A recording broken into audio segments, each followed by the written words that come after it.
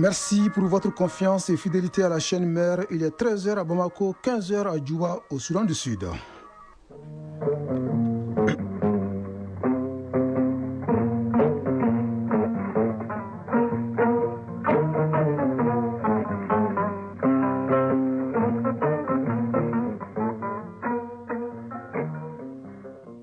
Le journal Bourama Traoré. Mesdames et messieurs, bonjour et bienvenue dans la deuxième édition de Mali Actualité et les titres. La Mauritanie expulse plus de 1800 Maliens en violation flagrante des droits des migrants. Le gouvernement du Mali s'indigne et dénonce ces arrestations qui tranchent avec les relations de bon voisinage qui existent entre les deux États. Des mesures restrictives bientôt mises en œuvre pour stopper l'exportation frauduleuse de sésame et de mangue. Elles visent à faciliter le fonctionnement normal des unités industrielles locales et à réduire la facture d'importation du Mali. Au Soudan du Sud, le vice-président Riek Machar a été placé en résidence surveillée par les forces de sécurité. Son parti dénonce cette détention et l'ONU craint un retour de la guerre civile. Le président américain Donald Trump menace l'Union européenne et le Canada des droits de douane supplémentaires à condition qu'ils ne ripostent pas à la guerre commerciale. La Côte d'Ivoire renonce à l'organisation de la CAN de moins de 20 ans qui débute le 26 avril prochain. En revanche, le Maroc est fin prêt pour accueillir la CAN de moins de 17 ans. L'équipe malienne est déjà sur place. L'abattage d'un animal destiné à la consommation se fait dans un abattoir ou sur une aire autorisée. En dehors de ces lieux, tout abattage est considéré comme clandestin et puni par la loi. On vous en parle dans la chronique judiciaire en fin d'édition. C'est tout pour les titres. Veillés dans les mosquées et autres lieux de prière, les fidèles musulmans étaient fortement mobilisés hier soir pour célébrer la nuit du destin. Une nuit pas comme les autres, puisque c'est au cours de cette nuit que le Coran a été révélé au prophète Mohammed, paix et salut sur lui. Elle correspond également à 1000 mois d'adoration de Dieu. L'événement intervient cette année dans un Mali toujours en crise. Occasion donc pour les fidèles de prier et d'implorer le Tout-Puissant pour qu'il étale sa grâce sur notre pays. Une de nos équipes était au stade Mamadou Konaté, le témoignage d'Aliou Abdoulaye Touré. La nuit du destin, appelée Laylatul Qadr, est une nuit exceptionnelle et d'une grande importance selon les ulémas qui ajoutent qu'elle est meilleure que 1000 mois. Au stade Mamadou Konaté de Tomikorobougou, les fidèles musulmans sont venus à l'écoute du leader religieux Cheikh Oumar Koulibaly, communément appelé Farouk, qui a entretenu les ulémas sur l'importance de la nuit, sur laquelle revient son porte-parole Mamadi Kébé. Ça fait plus d'une dizaine d'années maintenant que nous prenons les grands stades pour célébrer la nuit du destin.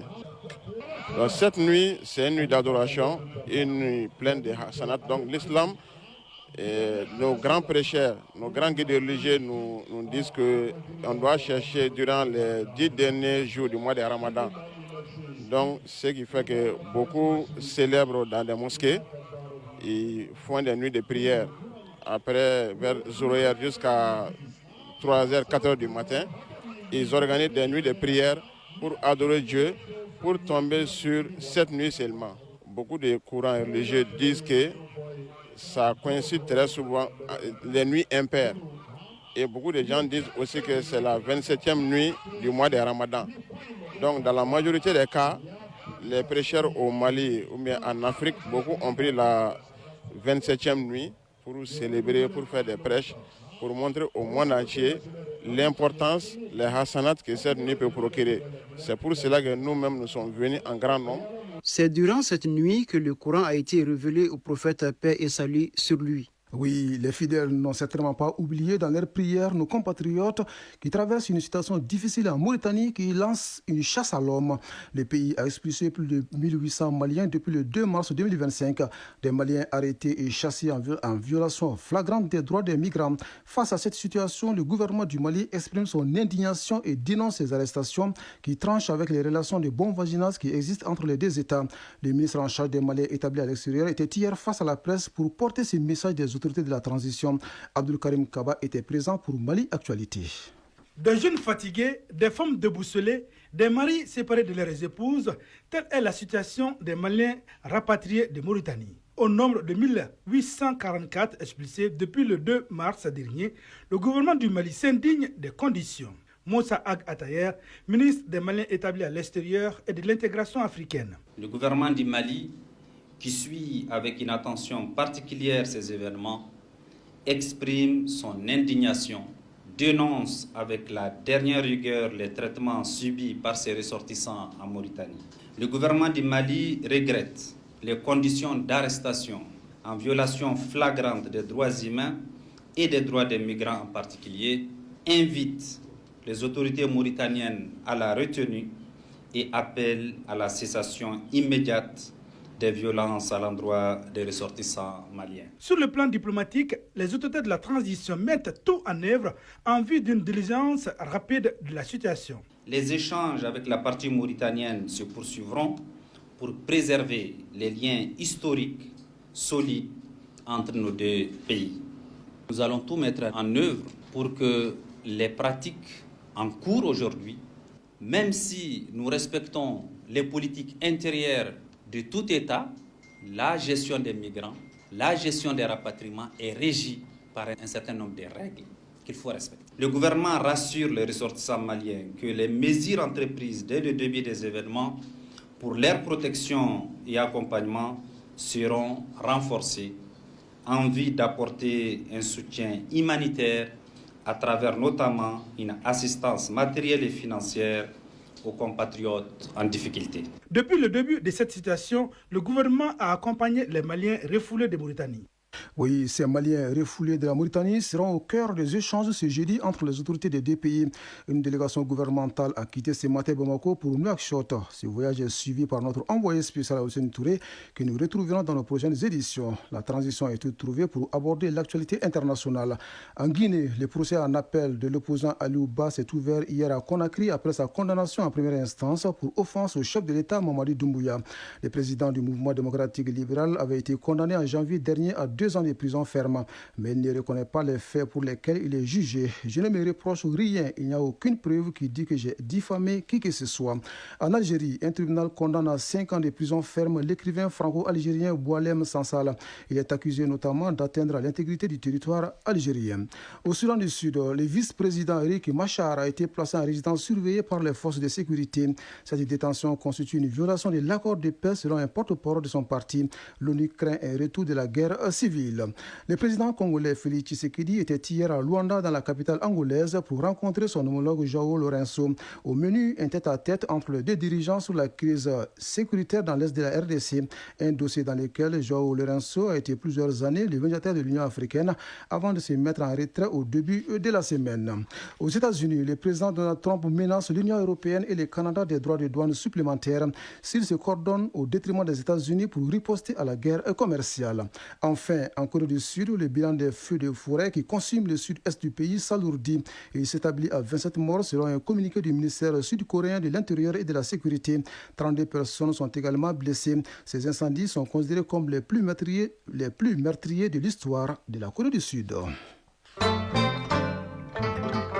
Comment mettre fin à l'exportation frauduleuse de sésame et de mangue? Les ministres en charge du commerce engagent la réflexion avec les représentants des interprofessions. Il s'agit de convenir des mesures restrictives facilitant le fonctionnement normal des unités industrielles locales et de réduire la facture d'importation du Mali. Le chef du département de tutelle rassure, ces mesures ne sont pas prises contre une organisation. D'autres détails dans ce compte-rendu signé Tchamogo Konate. Le fonctionnement des unités industrielles à plein régime est tributaire de certaines conditions comme la luxuriance des matières premières. Cependant, il relève d'un constat qu'une quantité importante des productions nationales est exportée au détriment des règles établies. Une pratique frauduleuse contre laquelle s'insurge désormais le ministre de l'Industrie et du Commerce, Moussa Alassane Diallo. Le fonctionnement normal de ces unités industrielles va réduire notre facture d'importation. Ça réduit en même temps la sortie de devises dans notre pays. Une fois que les unités industrielles disposent des quantités nécessaires pour assurer leur fonctionnement, favoriser l'exportation. Cette mesure restrictive vise à réglementer les différents secteurs. Pour y parvenir, le ministre Diallo a entrepris une démarche qui consiste à sensibiliser les interprofessions, comme c'est le cas ici avec les producteurs de sésame et de mangue. Ces mesures ne sont pas prises contre un opérateur ou contre une organisation professionnelle ou contre une interprofession, contre l'exportation. C'est des mesures de gestion de l'État. Il y a une agence en charge de la promotion des exportations. Le ministère de l'Industrie et du Commerce a la mission d'assurer la promotion de l'exportation dans notre pays. On est en train de chercher à trouver cet équilibre. Il s'agit d'une démarche inclusive à laquelle adhèrent les interlocuteurs du ministre. Cependant, des appréhensions restent perceptibles au regard des pesanteurs qui découlent parfois des tracasseries administratives et routières. Mokhtar Fofana, président de l'interprofession des mangues. Vous savez que le Mali est un pays continental. Nous sommes pratiquement à 1000 km ou 900 km des ports. Donc si cette tracasserie perdure, non seulement ça retarde l'exportation, ça retarde l'acheminement des produits vers le port d'embarquement et aussi ça détériore qualitativement le produit, ce qui fait que nous perdons beaucoup d'argent à l'arrivée de nos produits sur le marché des destinations. Cette tracasserie, le ministre en est conscient et s'engage à tout mettre en œuvre pour inverser la tendance avec le concours de ses collègues d'autres départements, en l'occurrence ceux en charge de la sécurité et des transports. Par ailleurs, il invite les producteurs faisant carrière dans le secteur concerné à profiter des bienfaits de la digitalisation pour s'affranchir de la lourdeur administrative. Oui, en attendant, à Koutiala, on forme les acteurs de la chaîne judiciaire et de la gouvernance foncière sur la législation foncière agricole. L'objectif est de doter ces acteurs d'outils nécessaires pour la prévention et la gestion des conflits. C'est une activité du projet Justice et Stabilité au Sahel. De Koutiala, une correspondance de Brahima Kone. L'ONG Merci Corps et l'Institut national de formation judiciaire Maître Demba Diallo renforcent les capacités des acteurs de la chaîne judiciaire et de la gouvernance foncière agricole de Koutiala sur la législation foncière agricole en matière de prévention et de gestion des conflits. Oumar Alassane Kouyaté, procureur de la République près le tribunal de grande instance de Koutiala. Le foncier agricole, il est très sensible. Il y a beaucoup de textes en la matière qui existent. Mais il se trouve que l'interprétation déjà de ces textes par les différents acteurs légaux pose beaucoup de difficultés. Et la gestion du foncier de façon globale s'en ressent. Donc c'est la raison pour laquelle de telles formations ne peuvent être que bien accueillies par nous. Cette rencontre est une activité du programme Justice et Stabilité au Sahel JAS, dont la mise en œuvre est en train d'être assurée par l'ONG Ahmed et l'ONG Merci Corps. Idriss Afane, chef du bureau Merci Corps de Ségou. JAS vise à renforcer la stabilité dans la région en améliorant la gouvernance des terres et des ressources naturelles. Les défis auxquels nous faisons face sont nombreux. La gestion fragile des ressources, les inégalités sociales, la pression démographique et économique et les effets dévastateurs du changement climatique. Cette rencontre devra contribuer à l'amélioration de la compréhension des textes, à l'harmonisation des pratiques et au renforcement de la confiance entre les parties prenantes. Aussi est-elle dédiée à la prévention et à la résolution pacifique des conflits à travers une meilleure gestion des ressources naturelles. Ousmane Sow, conseiller au gouvernorat de Koutiala. 50% des procès-verbaux de conciliation établis par les COFO ont été homologués par la justice. Ces résultats concrets témoignent de l'impact positif du programme JAS et de la collaboration étroite entre les COFO, la justice et les autres acteurs de la gouvernance foncière. Le programme JAS est une initiative majeure financée par le Bureau des Affaires étrangères du Commonwealth et du développement FCDO du Royaume-Uni. Koutiala, Brahima Kone, Amadou Dolo et Assita Berté pour l'ORTM.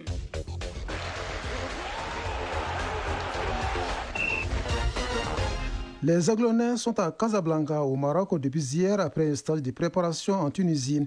Ils participent à partir du 30 mars prochain à la phase finale de la CAN de moins de 17 ans. Si le royaume chérifien est fin prêt pour accueillir cette compétition, en revanche, la Côte d'Ivoire, elle, renonce à la dernière minute à l'organisation de la CAN de moins de 20 ans, puisqu'elle est prévue pour le 26 avril 2025.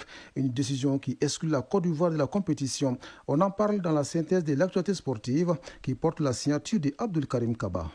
Football, CAN de moins de 17 ans Maroc 2025, 2 fois vainqueur de la compétition en 2015 et 2017, l'équipe nationale de moins de 17 ans du Mali a bouclé hier son stage de préparation en Tunisie et s'est envolée pour Casablanca au Maroc où elle participera à la phase finale de la Coupe d'Afrique des Nations de la catégorie. Pour le sélectionneur des Aiglonnais Adama Djifla Diallo, ce stage de 6 jours a permis à l'équipe de s'acclimater et de procéder au dernier réglage en vue de la participation à la phase finale de la CAN de moins de 17 ans. La compétition est prévue du 30 mars au 19 avril prochain. Le Mali est dans le groupe D avec la Côte d'Ivoire, la Centrafrique et l'Angola. Pour la première journée, le Mali joue contre l'Angola le 1er avril prochain à partir de 17h, temps universel. Sur le continent toujours, CAN de moins de 20 ans, la Côte d'Ivoire renonce à l'organisation à quelques jours de la compétition. Alors que la Côte d'Ivoire doit accueillir la CAN de moins de 20 ans du 26 avril au 18 mai prochain, elle a annoncé dans un communiqué renoncer à l'organisation. Les raisons de ce retrait n'ont pas été détaillées, mais il est clair que cette décision aura un impact significatif sur les calendriers sportifs du pays. En conséquence, la Côte d'Ivoire ne participera pas à la compétition. La CAF va donc devoir trouver dans l'urgence un pays capable d'organiser l'événement. Au plan national, 2 rencontres ont donné le ton de la 16e journée du championnat national de football Ligue 1. Au stade Mamadou Konaté, les 11 créateurs de Niarela et l'AS Real de Bamako se sont neutralisés 0 but partout. À Bougouni, au stade Moussa Diakité UTA, l'US Bougouni a dominé le Binga FC 2 buts à 1. Au programme cet après-midi, à 17h, l'AS Bakaridja affronte le Djoliba SC au stade Mamadou Konaté. À 19h, le stade malien de Bamako joue contre Afrique Football Elite, toujours au stade Mamadou Konaté. Cette 16e journée prendra fin demain vendredi avec des affiches suivantes. US Bougouba, AS Police, l'USFAS, les Étoiles du Mandi. À présent, basketball, le tournoi international de l'amitié se poursuit au Palais des Sports Salamatou Maïga à la faveur de la 2e journée. Chez les garçons, la Côte d'Ivoire a dominé la Guinée par 68-66. En filles, la Côte d'Ivoire gagne 65-22 devant la Guinée-Conakry. L'équipe A du Mali s'est imposée devant l'équipe B 63-60. Rappelons que cette compétition se poursuivra jusqu'au 30 mars prochain. Chronique judiciaire. L'abattage d'un animal destiné à la consommation se fait obligatoirement dans un abattoir ou sur une aire d'abattage autorisée. En dehors de ces lieux indiqués, tout abattage est considéré comme clandestin et le secteur est réglementé au Mali à travers un arrêté interministériel et un manuel d'inspection des viandes de boucherie. Découvrons ces textes dans la chronique judiciaire avec Garibou Pérou. Après l'inspection ante-mortem, les animaux admis à l'abattage sont conduits au poste d'abattage. Les espèces autorisées et celles non autorisées à mettre à mort pour la boucherie sont définies par l'article interministériel du 17 juin 2017. Les dispositions prises par cet arrêté veillent au respect de la protection animale. Dr Modibo Ongoiba, chef de division inspection de la santé publique à la Direction nationale des services vétérinaires. Il y a l'arrêté interministériel 22/98. Et dans l'article 1er, ils disent que les espèces dans nos conditions qui sont destinées à l'abattage sont les bovins, il y a les ovins, les caprins, les camélidés et les équidés. Dans le même arrêté, il dit d'autres espèces sauf par dérogation spéciale. C'est comme le chien et l'âne qui sont autorisés, mais pas pour la consommation humaine, mais destinés à l'exportation. Et là, il faut une autorisation spéciale du ministre en charge de l'élevage. Pour faire l'abattage, d'abord, l'animal, on doit faire l'inspection ante-mortem. C'est-à-dire, avant de l'abattre, il faut l'examiner vivant. On dit l'inspection sur pied ou l'animal vivant. On l'observe. Est-ce qu'il est malade? Est-ce qu'il présente des signes? Il a la fièvre? On l'examine d'abord. Il y a des femelles gestantes. Une femelle qui attend un petit, on ne doit pas l'abattre. Ou les tout petits animaux, on ne doit pas les abattre. Les animaux malades aussi, on ne les abat pas. L'abattage peut se passer de plusieurs manières et avoir plusieurs motifs. Selon les cas, les animaux doivent subir la saignée pour le rituel religieux, la contention ou l'étourdissement. On a un manuel sur l'inspection des viandes de boucherie au Mali. Dans le manuel, c'est la méthode halal. On dit licite en arabe. L'animal est couché, on l'entrave en direction de la Mecque. Et celui qui doit égorger, lui, c'est un musulman, il connaît les rites. Donc avant d'égorger, il prononce la formule Bismillah Allahu Akbar. Au nom de Dieu, Dieu est grand et puis il égorge avec un couteau très tranchant et rapidement pour que l'animal ne souffre pas beaucoup. Mais il y a d'autres abattoirs qui ont d'autres dispositifs. Là, on contentionne pour immobiliser l'animal.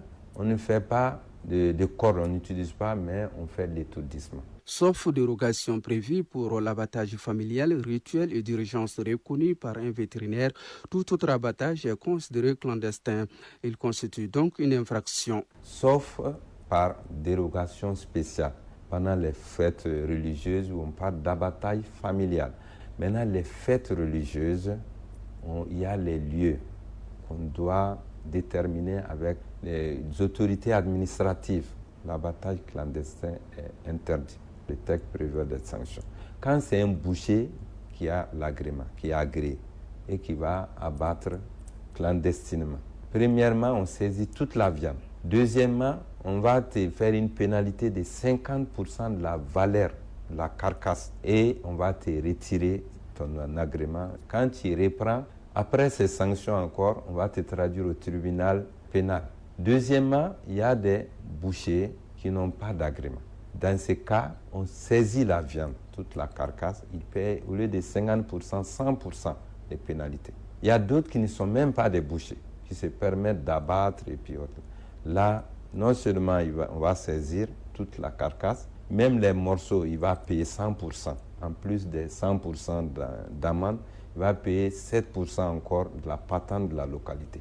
Toutes ces dispositions, c'est pour la protection de la santé publique. Espèce extrêmement sensible, il n'est pas autorisé de stresser l'animal avant de l'abattre. Le processus de mise à mort prévu par la réglementation est connu. Il nous revient donc de respecter les principes fondamentaux du bien-être animal. Ainsi s'achève cette deuxième édition de Mali Actualité qui vous a été servie par un trio. Aux manettes, Alimata Ouattara, à la mise en ligne, Sékou Traoré et au micro, Bourama Traoré. Le prochain rendez-vous avec l'information, c'est à 20h30. Merci à vous de nous avoir suivis. Belle fin de journée à vous, où que vous soyez.